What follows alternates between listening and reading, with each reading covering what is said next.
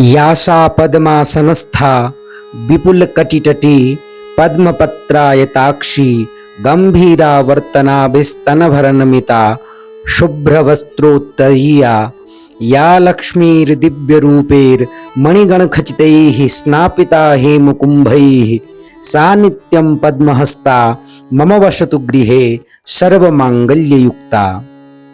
सभी आत्मीय बंधुओं को सस्नेहा विवंदन। आप सभी का हमारे चैनल विवेक चिंतन में हार्दिक अभिनंदन एवं स्वागत है। आज बात करने वाले हैं दीपोत्सव पर्व के तृतीय पर्व दीपावली के विषय में। भारतीय परंपरा और मान्यता के अनुसार व्रत पर्व एवं उत्सवों को शुभ तिथि, शुभ वार, शुभ नक्षत्र में मनाने का विधान है।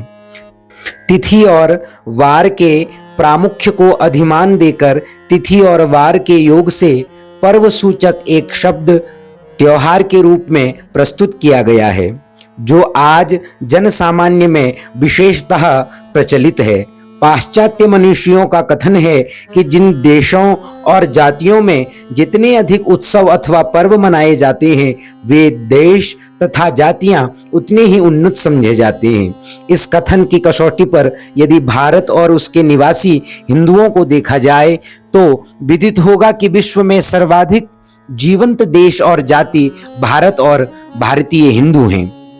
भारतीय पंचांग में ऐसी तिथि बिरली ही होगी जो किसी व्रत, पर्व, उत्सव अथवा त्योहार से संबंध ना रखने वाली हो। भारत में मनाए जाने वाले पर्व या त्योहार दो प्रकार के हैं, कुछ सार्वदेशिक हैं तथा कुछ एक देशीय अथवा क्षेत्रीय। होली, दीपावली, दशहरा, रक्षाबंधन, श्री रामनवमी, श्री कृष्ण जन्माष्टमी और शिवरात्रि सार्वदेशिक पर्व हैं, जबकि गणेश चतुर्थी महाराष्ट्र में मनाई जाती है, नागपंचमी बंगाल में, हरियाली तीज राजस्थान में, बैसाखी पंजाब में। अधिक व्यापक होते हुए भी मान्यता की दृष्टि से एक देशीय अथवा क्षेत्रीय हैं। आज तो संपूर्ण पर्व और त्योहार सार्वदेशिक ही हो गए हैं और सकारात्मक दृष्टिकोण से देखें तो विविधता में एकता की सूक्ति को चरितार्थ करते हुए यह सारे त्योहार, सारे पर्व सभी भारतीयों को एक सूत्र में बांधते सिद्ध होते हैं। परंतु इस क्रम में यह भी स्मरण रखना पड़ेगा कि हम अपनी परंपरा और लोक संस्कृति के प्रति कितने जागरूक हैं, अथवा हम अपनी परंपरा और लोक संस्कृति के महत्व को भली भांति जानकर ही अन्य पर्वोत्सवों को मनाएं। यदि अपने क्षेत्रीय पर्वों को दरकिनार कर अन्य क्षेत्रीय त्योहारों को हम मना रहे हैं, यह तो दिया तले अंधेरा ही प्रतीत होगा। अस्तु, मार्कंडेय पुराण के अंतर्गत श्री दुर्गा सप्तशती में 3 रात्रियों का उल्लेख दारुण रात्रियों के रूप में हुआ है। कालरात्रि, महारात्रि और मोहरात्रि। कालरात्रि से अभिप्रेत होली हुताशनी कही जाती है। महारात्रि से शिवरात्रि को ग्रहण किया जाता है तथा मोहरात्रि दीपावली अथवा शरद पूर्णिमा को कहा जाता है। कुछ विद्वान दीपावली को कालरात्रि भी मानते हैं, परंतु हमारी दृष्टि से इसे मोहरात्रि कहना अधिक समीचीन है। दूसरे जितने भी पर्व, उत्सव अथवा त्योहार हैं, वह सभी दिन के धवल प्रकाश में ही समारोह पूर्वक मनाए जाते हैं। केवल यह उपर्युक्त होली, दीपावली, शरद पूर्णिमा तथा शिवरात्रि और चतुर्थ श्री कृष्ण जन्माष्टमी यह ऐसे पर्व हैं जो रात्रि में मनाए जाते हैं। होली, दीपावली, शिवरात्रि को दारुण बताया गया है। इन रात्रियों में रात्रि जागरण का विधान है। रात्रि जागरण के साथ साथ उपवास पूर्वक देवार्चन को प्रशस्त बताया गया है। देवार्चन के लिए स्पष्ट रूप से कहा गया है, देवो भूत्वा देवम यजेत। तो देव कैसे बना जाए, इसका समाधानात्मक उत्तर श्रीमद् भगवत गीता में इस प्रकार दिया है, विषया विनिवर्तन्ते निराहारस्य देहिनः। अर्थात जब व्यक्ति विषयों का त्याग कर उपवास करता है, तब वह विषय वासना से मुक्त देवतुल्य हो जाता है। आज व्रत का अर्थ भी सामान्यतः उपवास हो गया है। वैसे उपवास शब्द का अर्थ दुर्गुणों और दोषों से बचकर आत्मा एवं गुणों के साथ वास करना कहलाता है। कहा गया है, उपावृत्तस्तु दोषेभ्यो यस्तु वासो गुणैः सह उपवासः सविज्ञेयः सर्वदोष विवर्जितः। अनुभव भी बताता है कि विषय वासना अथवा कलुषित भावना से मुक्त होकर चित्त वृत्तियों को आत्मा अथवा सद्गुणों में सन्निविष्ट करने की प्रेरणा उपवास कहलाती है। यही कारण है कि उपवास पूर्वक देवार्चन को हमारे यहाँ प्रशस्त माना गया है। पर्वों की श्रृंखला में यूं तो सभी पर्वोत्सव त्योहारों का अपना अपना वैशिष्ट्य है, परंतु वर्ण विधान से श्रावणी को ब्राह्मणों का, विजयादशमी को क्षत्रियों का, दीपावली वैश्यों का तथा होली को अंत्यजों का त्योहार माना जाता है। पूर्व काल में वस्तु स्थिति जो भी रही हो, आज ये चारों पर्व संपूर्ण सनातनियों के महत्वपूर्ण पर्व हैं और प्रत्येक देशवासी इन्हें बड़े ही हर्षोल्लास के साथ मनाते हैं। इन सब में सबसे गरिमापूर्ण त्योहार है दीपावली। जहां अन्य पर्वोत्सव एक एक दिन मनाए जाते हैं, वहीं दीपोत्सव पर्व सतत 5 दिन तक मनाया जाता है, जिसमें धनत्रयोदशी और नरक चतुर्दशी के महत्व एवं कृत्य को हमने पिछले भाग में श्रवण किया। आज अनुशीलन करने वाले हैं कार्तिक कृष्ण अमावस्या बड़ी दीपावली पर्व का। दीपोत्सव पर्व का तीसरा दिन दीपावली के नाम से जाना जाता है। भारत में मनाए जाने वाले सभी त्योहारों में इस पर्व का अपना विशेष स्थान है। इस पर्व के साथ हमारा युग युग का इतिहास इस प्रकार जुड़ा हुआ है कि यह चाहकर भी हम उन सब तथ्यों को विस्मृत नहीं कर सकते जो इतिहास, पुराण आदि के माध्यम से हम तक पहुंचे हैं। स्कंद पुराण, पद्म पुराण तथा भविष्य पुराण में इसकी विभिन्न मान्यताएं उपलब्ध होती हैं। कहीं महाराज पृथु द्वारा पृथ्वी दोहन कर देश को धन धान्य आदि से समृद्ध बना देने के उपलक्ष्य में दीपावली मनाए जाने का उल्लेख मिलता है, तो कहीं आज के दिन समुद्र मंथन से भगवती लक्ष्मी के प्रादुर्भाव होने की प्रसन्नता में जनमानस के उल्लास का दीपोत्सव पर्व रूप में प्रकट होना वर्णित है। कहीं कार्तिक कृष्ण चतुर्दशी को भगवान श्री कृष्ण के द्वारा नरकासुर का वध कर उसके बंदी गृह से 16,000 राजकन्याओं का उद्धार करने पर दूसरे दिन अमावस्या के दिन भगवान श्री कृष्ण का अभिनंदन करने के लिए सज्जित दीपमाला के रूप में तथा कहीं पांडवों के सकुशल वनवास के लौटने पर परिजनों द्वारा उनके अभिनंदनार्थ दीपमाला से उनका स्वागत करने के प्रसंग में इस पर्व को जोड़ा गया है। तो कहीं श्री राम के विजयोपलक्ष्य में अयोध्या में उनके स्वागतार्थ प्रज्वलित दीपमाला से प्रकृत दीपावली का संबंध स्थापित किया गया है। कहीं सम्राट विक्रमादित्य के विजयोपलक्ष्य में जनता द्वारा दीपमालिका का प्रज्वलित कर उनका अभिनंदन करने का उल्लेख मिलता है, तो कहीं राजा बलि के मनोरथ को पूर्ण करने के लिए इस प्रसंग को दीपावली से जोड़ा जाता है। दीपावली के पर्व पर धन की प्रभुत प्राप्ति के लिए धन की अधिष्ठात्री धनदा भगवती लक्ष्मी का समारोह पूर्वक अर्चना करने का विधान है।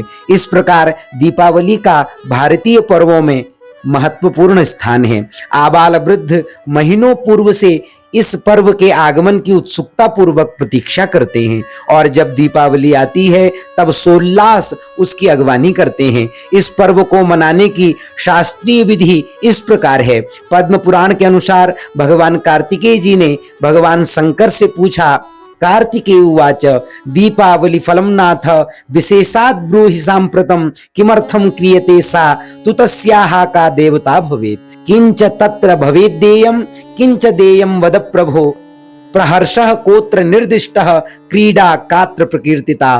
तब भगवान शंकर ने पहले धनतेरस, नरक चतुर्दशी के कृत्य का वर्णन किया। तदनंतर उसी क्रम में दीपावली का वर्णन करते हुए कहते हैं, एवं प्रभात समये ह्यामावास्यां तु पावकं स्नात्वा देवान् पितॄन् भक्त्या संपूज्याथ प्रणम्य च कृत्वा तु पार्वणं श्राद्धं दधिक्षीर घृतादिभिः भोज्यैर्नाना विधैर्विप्रान् भोजयित्वा क्षमापयेत्। दीपावली के दिन मन और विचारों को पवित्र कर उत्साह और उल्लास से परिपूर्ण हो भगवती लक्ष्मी के समाराधनार्थ प्रस्तुत होना चाहिए। सर्वप्रथम प्रातः ब्रह्म मुहूर्त में उठकर दैनिक कृतियों से निवृत्त हो पितृगण तथा देवताओं का पूजन करना चाहिए। माँ लक्ष्मी के पद चिन्हों की आकृति घर के मुख्य द्वार से भीतर तक अंकित करना चाहिए। संभव हो तो दूध दही घृत से पितरों का पार्वण श्राद्ध करना चाहिए। यदि यह संभव न हो तो दिन भर उपवास कर गोधूली बेला में अथवा वृष और सिंहादि स्त्री लग्न में श्री गणेश पूजन, कलश, षोडश मातृका एवं ग्रह पूजन पूर्वक भगवती मां लक्ष्मी का षोडशोपचार पूजन करना चाहिए।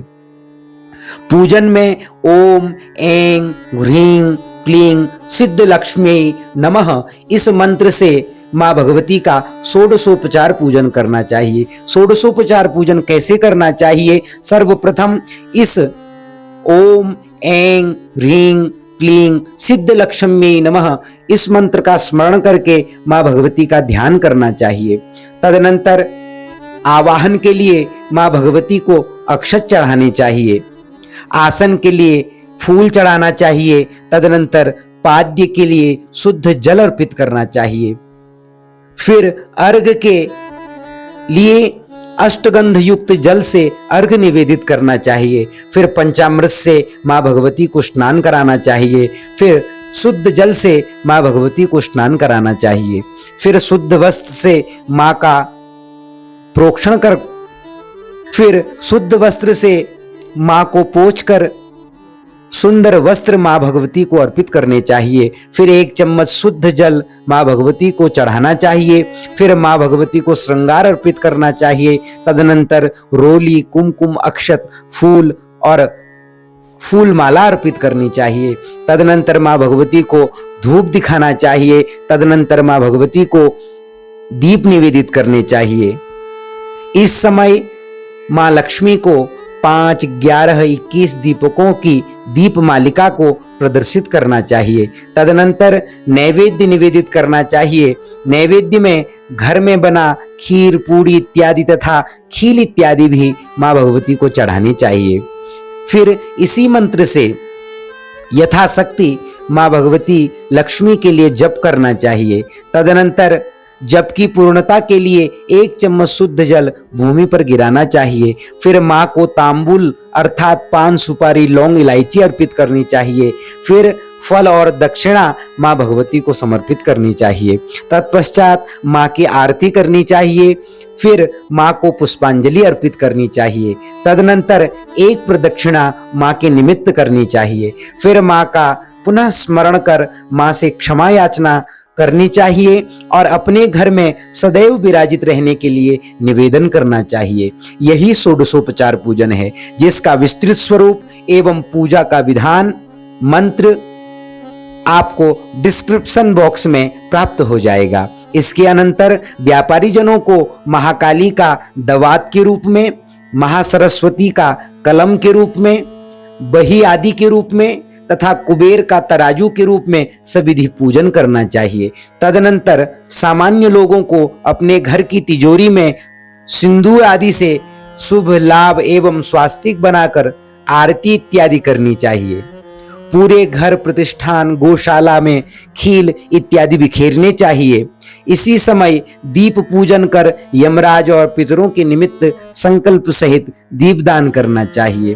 तत्पश्चात घर, द्वार, बाग, बगीचे, स्नानागार, चौराहा आदि स्थानों पर एवं नदियों पर तेल पूर्ण प्रज्वलित दीपक रखने चाहिए एवं पावन पूज्य स्थानों में अर्थात तुलसी चौरा, मंदिर इत्यादि में घी के दीपक जलाने चाहिए। सर्वप्रथम मां लक्ष्मी की पूजा करने के लिए पवित्र वेदी की रचना कर उस पर रक्ताभ अष्टदल कमल बनाकर लक्ष्मी की मूर्ति स्थापित करनी चाहिए। इस दिन कूर्मांचल में गन्ने से मां लक्ष्मी बनाई जाती है। उन्हें खील, खिलौना, पेठा, मिष्टान भोग में लगाया जाता है। जिनके घर में पृथक पूजन कक्ष हो, उन्हें उस कक्ष को चित्र विचित्र वस्त्रों, पत्र, पुष्प आदि से सुसज्जित कर वहां पूर्ण श्रद्धा और शक्ति के अनुसार एकत्रित पूजन सामग्री से पराम्बा लक्ष्मी का पूजन करना चाहिए। पूजन के अनंतर प्रदक्षिणा कर भगवती को पुष्पांजलि समर्पित करनी चाहिए। आधी रात के बाद घर की स्त्रियां सूप आदि बजाकर अलक्ष्मी अर्थात दरिद्रता का निस्तारण करती हैं और यह विश्वास है कि दीपावली की रात्रि में विष्णु प्रिया लक्ष्मी सदगृहस्थों के घरों में विचरण कर यह देखती हैं कि हमारे निवासियों के घर कौन कौन से हैं। जहां कहीं उन्हें अपने निवास की अनुकूलता दिखाई पड़ती है वहीं वह रम जाती हैं। अतएव मानवों को आज के दिन अपना घर ऐसा बनाना चाहिए जो भगवती लक्ष्मी के मनोनुकूल हो, जहां पहुंचकर वह अन्यत्र जाने का विचार भी अपने मन में न लाएं। इसी के साथ आज की वीडियो को यहीं पर विश्राम देते हैं। मिलते हैं अगले पर्व में। तब तक के लिए बने रहिए हमारे चैनल विवेक चिंतन के साथ। हरे कृष्णा, नमस्कार, धन्यवाद।